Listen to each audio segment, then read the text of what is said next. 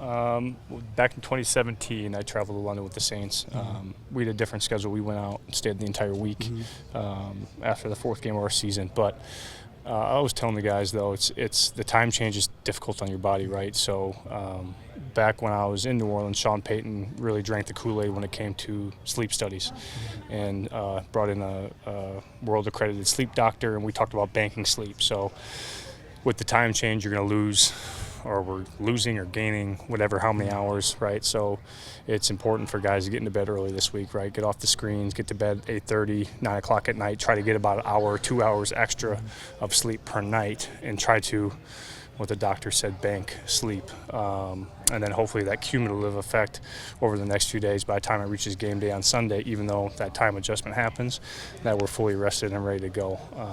Also, the big thing is tights on the plane, obviously help with swelling. Try to get as much sleep on the plane as you can, because that's going to be a quick turnaround to landing in London and having to go practice, but hydration as well on the plane. I mean, stuff that might seem simple, but you have to pay close attention to it this time of year, and especially with this long trip, it's more critical than what people give it credit for. You know what I mean, it's more important than just your average game because of the time change. So other than that, I mean, when you get there too, try to stay up as long as you can that first night to get as adjusted as you can, and then if you need to take melatonin to help you sleep, do it. So that was my advice to the guys. How much harder is, you talk about banking sleep and thinking about it, when you're here for so long, relatively, and maybe living the normal life, to think to yourself, all right, well, I got to change my routine, even though I'm still doing the same thing I'd always would Monday, Tuesday, Wednesday, Thursday. You know what I'm saying?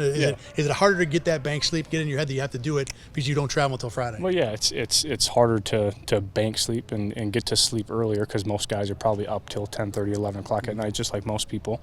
So forcing yourself to bed early and turning off the screens, closing the blinds, and getting a dark environment, a dark, cool environment as early as you can.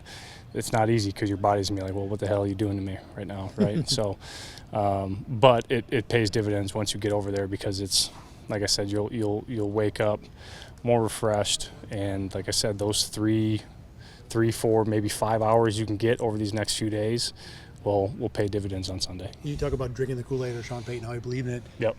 Learning from that, do you apply that to everyday life too? Is that something that you think has changed how you live, listening to that stuff? Used to, not anymore. I got kids, so kids get me up. But no, for young guys, and especially guys early in their careers and guys late in their careers, right? Consistency of routine is huge, and staying with the process and not deviating from what works for you. For the young guys, find what works for you early in your careers and stick with it. But for me, no, it doesn't work anymore. My kids are up at 6 in the morning every morning, but they're actually over there right now too, so probably dealing with the same stuff.